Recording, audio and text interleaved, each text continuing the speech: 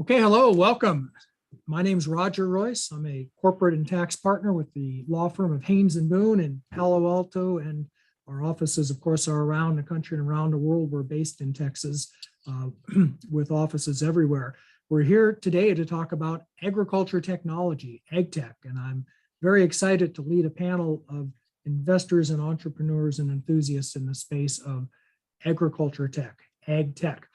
This is Founder World 2021, Silicon Valley, Austin, sponsored by Haynes Boone, but provided by SVE.io, F50, and Raise the Round. So for our AgTech panel here today, we have assembled investors and entrepreneurs. And before we get started, I think I'd like to let our panelists just introduce themselves and tell us a little bit about who they are and how they come to the space. F, why don't we start with you? Thank you, Roger. Great panel today. So my name is Ephraim Lindenbaum. I'm the managing director of Advanced Ventures, a Silicon Valley venture fund. We invest across technology, health, and wellness. We've been investors in the ag tech sector since 2001, which makes us one of the oldest ag tech VCs out there. We've continuously invested across both food and ag tech as it's evolved with both the technology and the market space. We're involved with companies like Myco Technologies, Alpha Foods, and many others within the category. Thanks very much. Gonzalo? Hi, I'm Gonzalo. I'm managing director and founder of Arpegio. Arpegio is an early stage VC fund. We're based out of Santiago, Chile, and another office in Miami. We invest in early stage companies, technology companies that are serving the food and agriculture industry in Latin America. Okay, great. And Aaron? Thanks, Roger. Aaron Magenheim, AgTech Insight. We do a variety of consulting work. We have a global team of experts, work across food and agriculture. We help startups or scale-ups kind of move into their growth stage of their business and have a referral network that we've built. And we also have another business called Growers Insight, where we work on the ground with food companies and farmers and help them build and implement technology plans. So we're widespread across food and ag and work around the globe. Okay, great. Well, we've got a good panel for this topic. So let me just start with what are the trends? What are we seeing now in the space of ag tech? And part of that is definitional. What exactly is ag tech? How big a tent is it? And where's the money going? Where are the opportunities? F, I know you've got some thoughts on this, so maybe you could kick us off on that. Sure. So some of the PitchBook and CB Insight data last year suggested there was somewhere around 23 billion invested from a venture, early, and growth stage into the category. Now that really divides amongst two core areas, what we call food tech and historically ag tech. That is now becoming more of a farm tech element. So we're seeing, really a 3x on the food side as opposed to the farm tech side. And, really that comes out of after a number of years of early investment in the farm category. It is a fairly slow exiting space, which I think has pushed many of the investors to the food side, where you do get a little more involved in brands, where there is a much nearer term exit trajectory out there. However, the pandemic has really identified a lot of challenges that have existed within the supply chain, within much of the distribution elements of the, if you will, farm to fork dynamic that's out there. So we are seeing a renewed interest on the technology. There are predictions this year that we will see more than the 5 billion plus that went in last year. I believe the data suggested as of mid-year, roundly 4 billion and change has gone into the category. That was halfway through. So the expectation is we will top a 2020's number of 5 billion plus into the category. And I think there is renewed interest as many of these challenges have really come to the forefront within the supply chain. When you say in the category, does that mean food tech or farm that tech? Is specifically ag tech. Yeah, the if you will, the farm side of the ag tech spectrum. Total, we'll see somewhere between 17 and 20 billion into the broader food tech category. Okay.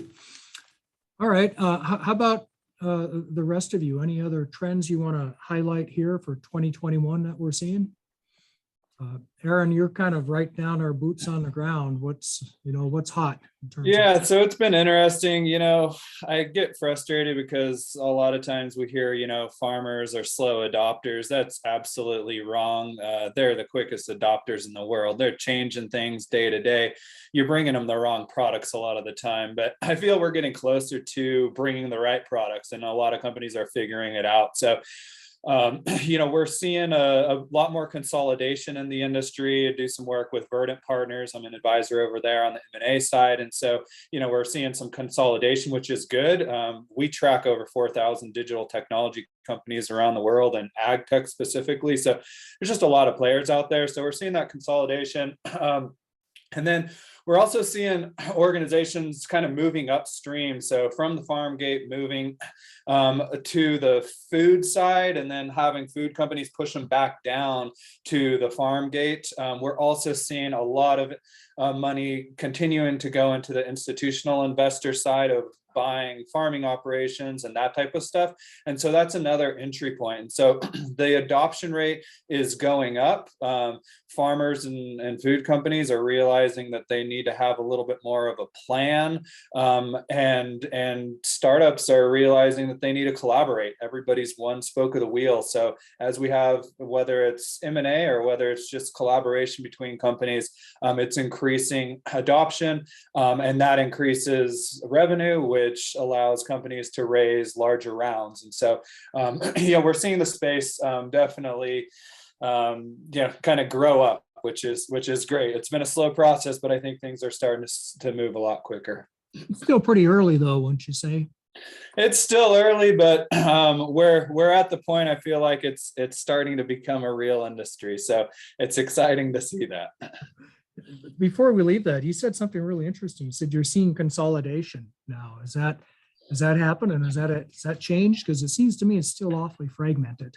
It's still fragmented, but I mean the moves that companies like TELUS have been making, bringing organizations like, bringing what I think they made 8 or 10 acquisitions at least in the last year, companies like Conservice. I think that's interesting. You have Simios partnering or buying AgWorld. I mean, those are, they weren't necessarily huge exits. They were decent, but, looking more at being able to consolidate technologies and get a group of companies together. The challenge is you go to a food company or you go to a larger farmer and you say, hey, I have this widget. And they're like, that's great. That's one of 100 things that I need. So if you can kind of bring that more consolidated thing together, arable. No, I'm sorry. Anyways, I'm blanking on names, but there's a number of companies in the indoor space as well that have been consolidating. And so as we're seeing that type of stuff, it helps for, it helps just show that the industry is consolidating. And what it means is that there's money behind the Simios, there's money behind these organizations that believe that aggregation is the way to grow. And so that space is just starting, and and it's going to grow quite rapidly. Devron is another one that's been acquiring a number of companies, and it just goes on from there. Interesting. Okay, well, we'll come back to that. So Gonzalo, how are things south in the Southern Hemisphere? Yeah, well, I have to agree with Ephraim. I think the pandemic brought up a lot of things. This is a sector that was kind of hidden away from everyday life, and a lot of people are not necessarily aware of what technology is being adopted in the farms or along the entire value chain. And I think the pandemic brought a lot of these things to the surface and made a lot of this more evident, right? And the necessity of having to invest and innovate in the industry is much more clear for a lot of people. This makes it easier for our LPs. It makes it easier to talk to other investors, generalist investors that go into the deals with us, and a lot of talent as well. A lot of entrepreneurs that are looking at this and saying, "Hey, these are problems that we have to solve." We were looking at kind of long-term or kind of medium-term trends in the industry, and the pandemic just pushed a lot of these up to the front of the line. In terms of things like food safety and traceability, reducing the dependency on long value chains or the long supply chains, and also the labor in automation and in the farm, in the restaurants, in a lot of places. Separate from that, I think a lot of the other things that we're seeing today is a general interest in climate change and the CO2 sequestration and trading and how that's going to create new sources of income for farmers everywhere, and kind of waiting to see where this is going to go and where this takes us and what standards are going to be used for, especially for things like trading or standards of for counting CO2 tons or CO2 equivalents. Things like biotech has also been very interesting, and we see a lot of things here in Chile, also in Argentina.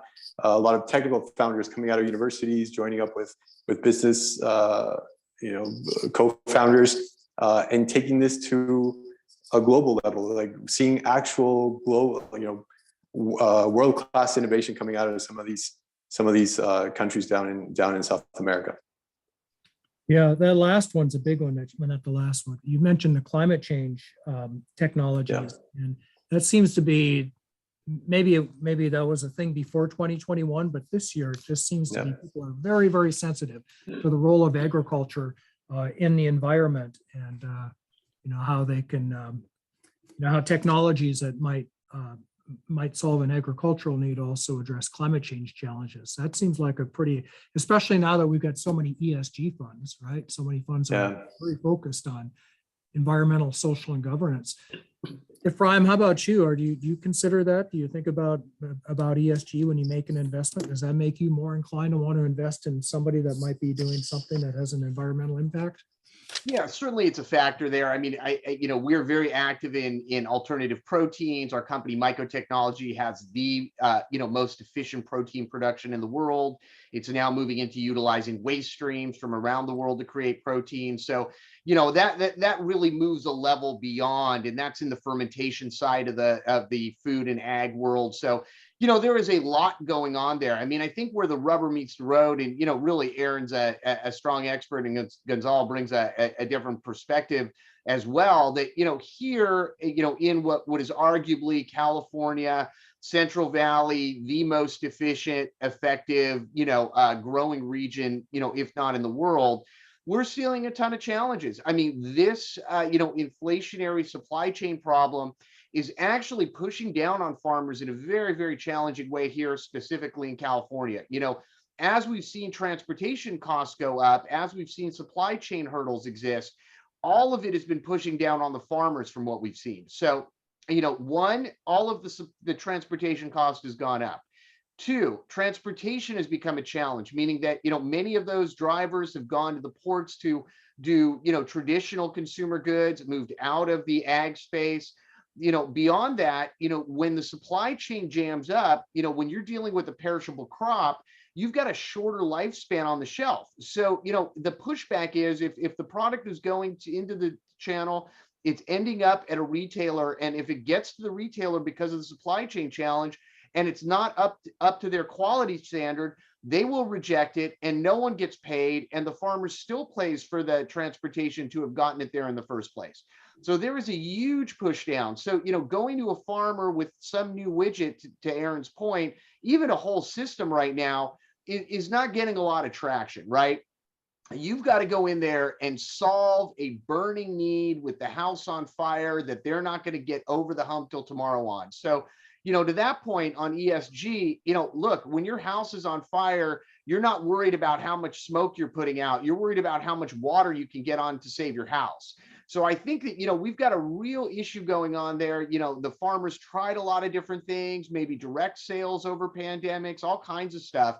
And I think many of those were bad experiences for them. So, right now, stabilization in the category, I think finance is very important in there. Finding the areas where you can actually save money for the farmer is probably the number one category we're seeing. And I think it's interesting to jump on that.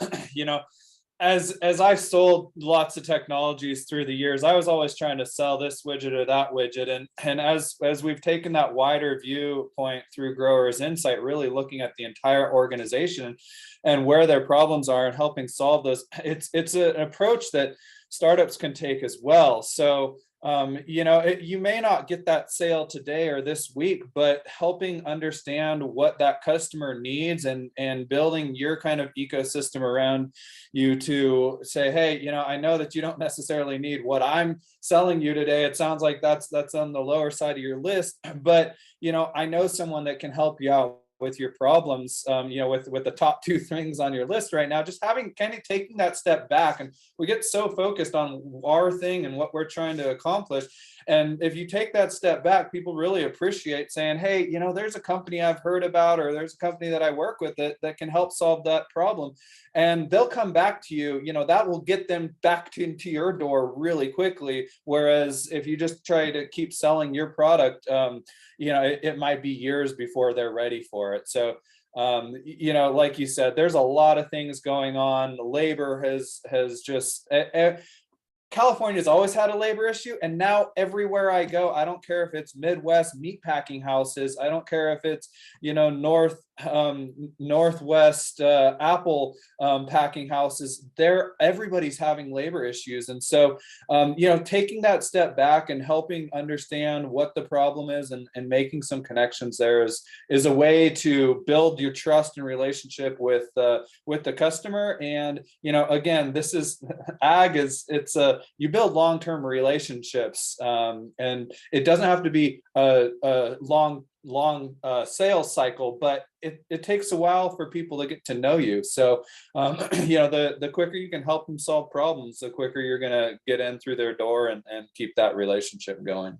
Yeah, I want to really riff off of something that Aaron mentioned, because he really is an expert in the category. And I think this is something that's very important when you're a startup founder and you're looking at the ag space. You should really resonate with what Aaron said, because if you're looking at a situation where it may take years for a farmer to be interested in your product, you should be looking at a different product, because the venture space is not tooled around a long-term developmental sales cycle. That is not what venture is about. We are in a 5-year out exit. If you can't do it in 7 max, you're dead to us in a lot of ways. And ag has been a real problem, and that's why there has been the pullback over time with LP investment in ag, because we haven't been able to get to the finish line there. So really resonate as a founder with what Aaron is saying, and really do your homework before you go get money. Understand where you fit into the ecosystem. And to Aaron's point, if it's going to take you 3 years to sell something to a farmer, which is the average in the ag space, maybe you need to be thinking of a better way to do it. Maybe you don't need to sell it to the farmer. Maybe you sell it to someone else in the supply chain, and the farmer's the end user of the model. So I think creativity now in the startup side should be item number 1.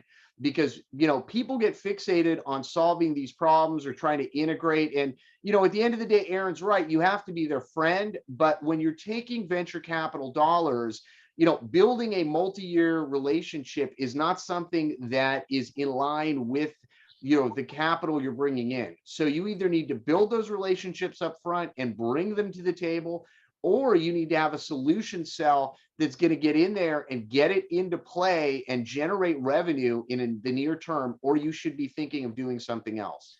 Is AgTech suitable for venture then? There's been a lot of chatter. It's been an issue, Roger. I mean, I think the key is making smart decisions and finding the areas to do that, right? I mean, one could step back and look at what's happened with, drones, or what has happened with some of the farm machinery. What happens is every couple of years there's a win, and everybody kind of rallies around that flag on the venture side, say, hey, look, we can deliver 10x returns in the category. Unfortunately, it's few and far between. So I think it's very, very important to work hard, as a founder, to find those, models that work with venture. And, you don't have to take venture capital in order to be a startup. So there are different kinds of businesses, there are different kinds of models, but you have to be like, kind, and aligned. Meaning, if you take venture capital, you've got to understand our constraints, and you've got to align that. And that's where there was a real breakdown over the last, I'd call it 7 years in the category. And I think many of us that were investors have been lucky that on maybe the food side, or the alternative protein, or some of the more highly specified categories have really saved us in terms of the return levels. versus the broader spending into technology in the ag space, and I go back 20 years in this category where, trying to move tech into has not changed dramatically. I mean, it's still a kicking tires with the Farm Bureau folk to get a product across, and, it just doesn't work. Yeah. Gonzalo, are you seeing the same kind of challenge in your fund? Yeah. Yeah, I think that's a good point. Like, I think in general, you have to make sure that if you do go the venture way, that you're sure going to be able to get those returns that venture capital looks for, and think about these limited time funds, closed-ended funds that need to exit out of your with these 10x returns, right, for each deal, and we have to be careful as investors sometimes, because we get questions. At least I get questions of how they could better align to what we ask for, when venture capital might not be the right way for them to get funding. There are other options. I do see a lot of that of this timing thing, and trying to get things earlier, and not only in farm in ag tech, but in biotech as well. And we were looking at this cultured meat company that was doing something and shooting for the moon, but has a medium-term and a short-term product line as well that came out of the original technology. But they're already, they already have sales. They're already moving along and growing pretty quickly. And I think even if they stayed with their 1 and 2 products, they'll be good. If they shoot for the cultured meat product, excellent.